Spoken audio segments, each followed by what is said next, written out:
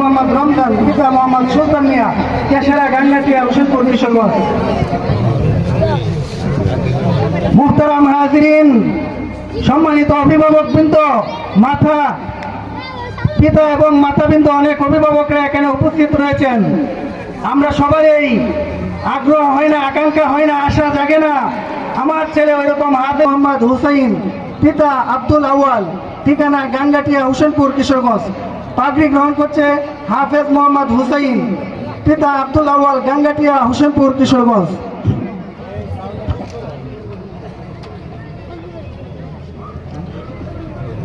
হাফেজদেরকে পাগড়ি পরানো হচ্ছে, সাথে সাথে অভিভাবককে সংবর্ধনা স্বরূপ টুপি এবং মায়ের জন্য তসবিহ দেওয়া হচ্ছে। এটা দুনিয়ার একটা নমুনা। পরবর্তীতে পাগড়ি গ্রহণ করবে হাফেজ মোহাম্মদ জুবাইদ, পিতা মোহাম্মদ আব্দুল বারী, দক্ষিণ গোবিন্দপুর, গাঙ্গাটিয়া, হোসেনপুর, কিশোরগঞ্জ। তৃতীয়ত পাগড়ি গ্রহণ করবে